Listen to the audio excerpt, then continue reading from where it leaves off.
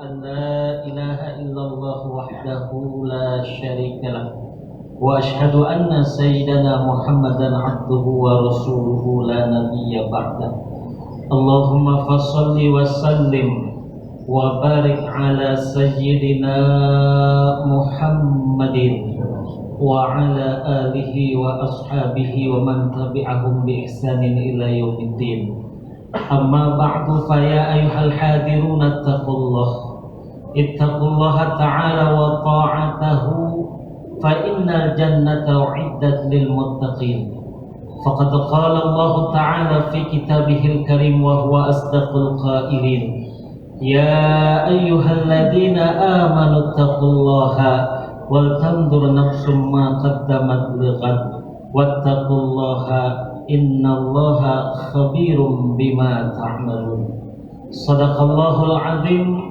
وصدق رسوله النبي الحبيب الكريم ونحن على ذلك من الشاهدين والشاكرين والحمد لله رب العالمين.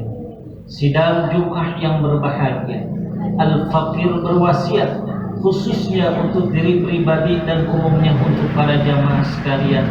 Marilah kita senantiasa meningkatkan kualitas iman dan ketakwaan kita kepada Allah Subhanahu wa Ta'ala kapanpun dan dimanapun kita berada. Sebab takwa merupakan modal utama kita di dalam meraih kebahagiaan yang hakiki, baik itu kebahagiaan duniawi terlebih lagi kebahagiaan ukhrawi. Serta takwa merupakan satu sabab yang dapat menghantarkan kita menggapai ridho ilahi rabbi. Sidang Jum'ah rahimakumullah, di dalam surah Al-Hasyr ayat 18 dan ayat 19 minimal ada dua keharusan yang harus dilakukan bagi orang-orang yang bertakwa. Kalau kita ingin mencapai generasi atau pribadi yang bertakwa, maka ada dua hal yang harus kita lakukan. Yang pertama, orang yang bertakwa, dia selalu mengevaluasi diri. Dia selalu mencari kekurangan-kekurangan dirinya. Dia selalu mengintrospeksi dirinya. Sampai sejauh ini dia selalu mencari, sudahkah ketaatan saya kepada Allah jauh lebih bagus atau justru jauh lebih jelek? Atau sudahkah ketaatan saya yang jauh dominan atau perbuatan maksiat dan lalai saya yang justru dominan? Dia selalu tiap hari siang dan malam yang dia hanya pikirkan adalah jauh lebih mana, dominan mana, ketakwaan saya kepada Allah, justru kemaksiatan saya atau kelalaian saya yang jauh dominan daripada ketakwaan dan ketaatan saya kepada Allah Subhanahu wa Ta'ala. Mulai dari dia bangun tidur, melek mata, sampai dia menutup mata kembali, yang dia pikirkan hari ini siang dan malam jauh lebih dominan mana, ketakwaan sayakah, ketaatan sayakah, atau justru kelalaian saya kepada Allah Subhanahu wa Ta'ala. Saudara, Al-Imam Abdul Wahab Asy-Sya'rani di dalam kitabnya yang berjudul Al-Minahus Saniyah ala Wasiyatil Maqbuliyah, beliau mengatakan, fayambaghi lil insan ayufattisha a'dha'ahu lailan wa nahara atau sabahan wa nahara. Seyogyanya bagi manusia, bagi hamba-hamba Allah yang dia ingin dekat dengan Allah, yang dia ingin diistimewakan oleh Allah, hendaklah dia selalu mengintrospeksi setiap anggota tubuhnya atau dirinya siang dan malam. Saudara, sifat ini merupakan salah satu tanda orang-orang yang bertakwa, orang-orang yang dia ingin dikenang oleh Allah, dia ingin diistimewakan oleh Allah. setiap nikmat yang Allah berikan, selalu dia berupaya bagaimana dengan nikmat ini bisa meningkatkan taqarrub saya kepada Allah. Termasuk ketika dia memasuki bulan-bulan yang sangat dimuliakan oleh Allah, apalagi sebentar lagi kita akan memasuki satu bulan yang begitu sangat mulia. Yang di bulan tersebut Allah mengabadikan di dalam surah Al-Baqarah ayat 183-nya, yaitu bulan Ramadan.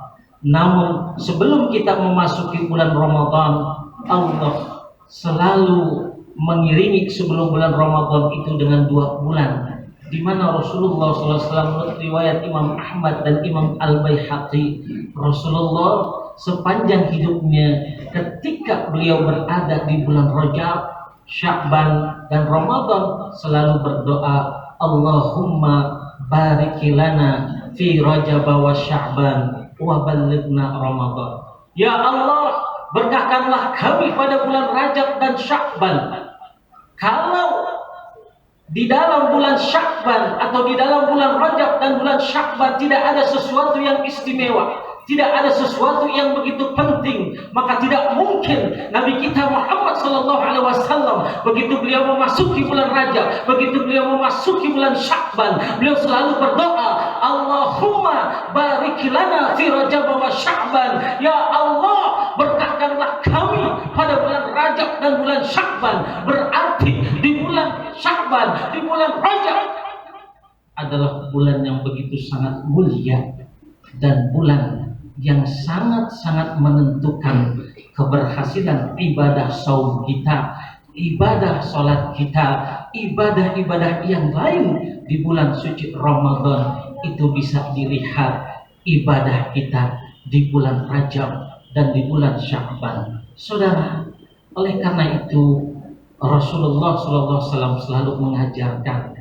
kepada kita bahwa di bulan Rajab kita wajib selalu membaca istighfar, selalu memperbanyak istighfar. Sesungguhnya bukan bulan Rajab saja saudara, tiap menit, tiap detik, napas ini, hembusan napas ini, ketika kita merasakan Allah memberikan oksigen yang begitu sangat luar biasa, gratis Allah berikan ini, tanpa bayar Allah berikan ini di hembusan nafas kita, di setiap menit, bahkan setiap detik kita wajib memohon ampun kepada Allah Subhanahu wa Ta'ala. Kita bertobat kepada Allah karena diri ini, jasad ini selalu banyak maksiat kepada Allah, selalu banyak lalai kepada Allah Subhanahu wa Ta'ala. Tapi di bulan Rajab saudara, Nabi penekanannya kepada kita hal istighfar ini lebih dahsyat. Dan di bulan Sya'ban banyak sekali riwayat-riwayat yang sahih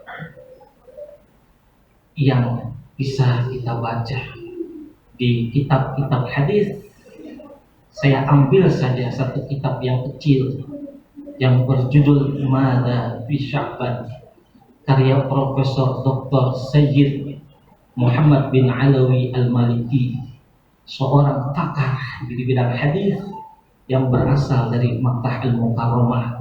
Beliau membuat satu kitab yang berjudul Mada fi Sya'ban, ada apa sesungguhnya di bulan Sya'ban. Ternyata bulan Sya'ban itu bulan yang begitu agung, bulan yang begitu sangat mulia, keutamaan-keutamaan yang Allah Subhanahu wa Ta'ala berikan. Ini khusus Allah berikan kepada umat Nabi Muhammad SAW, di mana keutamaan ini dan istimewaan ini, fadilah ini tidak pernah Allah berikan kepada umat-umat terdahulu, bahkan kepada nabi-nabi terdahulu. Di antaranya kata Rasulullah SAW, pada bulan Rajab itulah pada bulan Sya'ban itulah Allah menurunkan ayat surah Al-Ahzab, innallaha wa malaikatahu yusholluna 'alan nabi ya ayyuhalladzina amanu shallu 'alaihi wa sallimu taslima. Yang inti pesannya dalam ayat itu, kita wajib membaca salawat sebanyak-banyaknya kepada Nabi kita Muhammad sallallahu alaihi wasallam. Saudara, di bulan Sya'ban itulah Rasulullah pernah bersabda, "Wa Sya'ban syahri." Bulan Sya'ban adalah bulanku. Ketika bulan Sya'ban adalah bulan Nabi, maka ini identik dengan syahrus salati, bulan yang penuh dengan sholawat sebagai wujud kita cinta kepada Nabi kita Muhammad sallallahu alaihi wasallam. Saudara, sidang salat Jumat yang berbahagia, yuk kita selalu memperbaiki keimanan kita, ketakwaan kita, ketakorban kita kepada Allah, dan serta ketaatan kita kepada Allah, karena ini adalah ciri khas orang-orang yang bertakwa. Sidang Jumat rahimakumullah, yang kedua, ciri khas orang yang bertakwa adalah dia selalu ingat kepada Allah. Dalam surat Al-Hasyr ayat 19 Allah memperingatkan, wala tansa, janganlah kalian lupa terhadap Allah. Ketika kalian lupa kepada Allah, fa ansahum anfusahum, maka Allah pun akan melupakan kalian. Jadi dengan kata lain, kalau kita ingin dipedulikan oleh Allah, yuk kita peduli terhadap agama Allah. Ketika kita peduli terhadap Allah, Allah pun akan peduli kepada kita.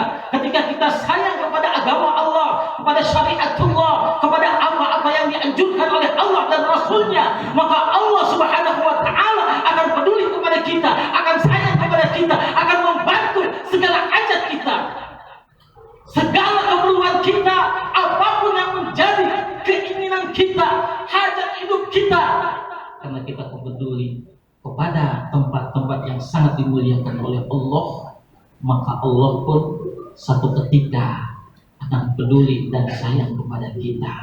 Tapi sebaliknya, ketika kita tidak peduli terhadap tempat-tempat yang sangat dicintai oleh Allah, ketika kita tidak peduli terhadap lembaga-lembaga pendidikan yang begitu sangat dicintai oleh Nabi kita Muhammad SAW, yang karenanya Rasulullah SAW siap berjuang harta, jiwa, raga, beliau persembahkan untuk izzul Islam wal muslimin li'ilai kalimatillah. Salah satu tempat yang sangat dimuliakan oleh Allah, yang dicintai oleh Nabi kita Muhammad SAW adalah masjid.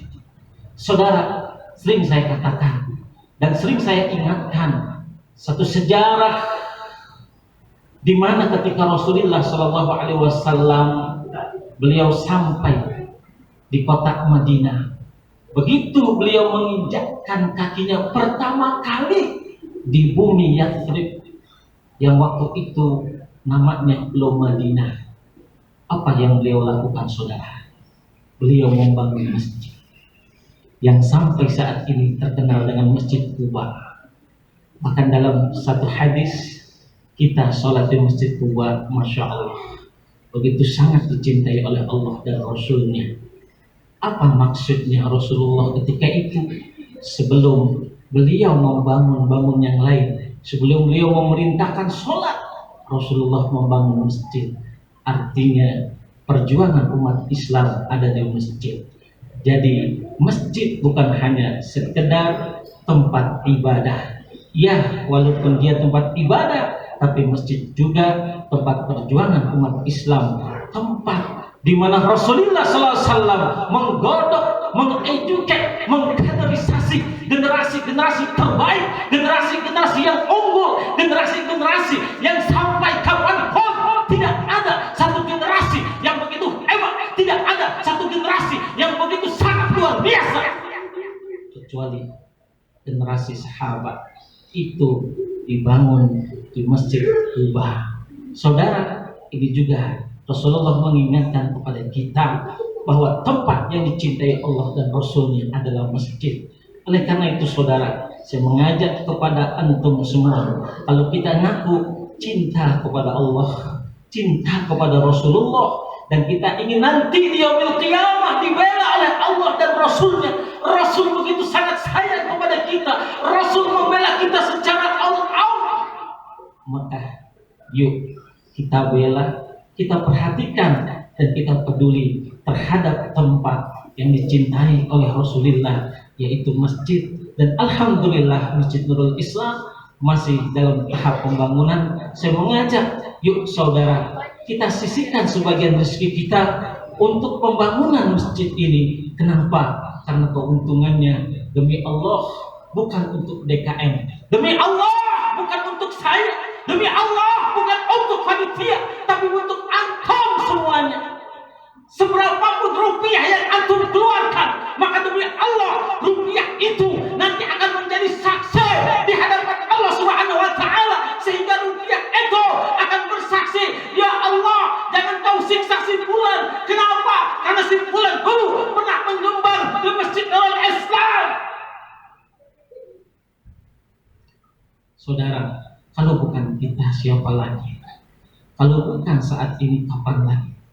Mumpung Allah masih memberikan satu kesempatan kita untuk kita memperbanyak amal ibadah, dan kita untuk selalu mengingat Allah. Dan ketika kita mengingat Allah, maka semakin kita cinta dan peduli kepada Allah. Mudah-mudahan Allah Subhanahu wa taala menjadikan kita termasuk hamba yang selalu mengintrospeksi diri kita, yang selalu kita memperhatikan aib kita, bukan mencari aib orang lain. Dan mudah-mudahan kita selalu mengingat Allah. Ketika kita mengingat Allah, maka Allah pun akan ingat kepada kita, dan Allah akan selalu mempedulikan kepada kita. Dan mudah-mudahan Allah nanti akan mencintai kita di yaumil qiyamah, dan kita akan mendapat ridho dan rahmatnya dari Allah Subhanahu wa taala. Barakallahu li wa lakum fil Qur'anil azim, wa nafa'ani wa iyyakum fima fihi minal ayati wa dzikril hakim, wa taqabbala minna minkum tilawatahu innahu was-sami'ul alim, wa qur rabbighfir warham wa anta khairur rahimin. اللهم صل على سيدنا محمد وعلى آل سيدنا محمد.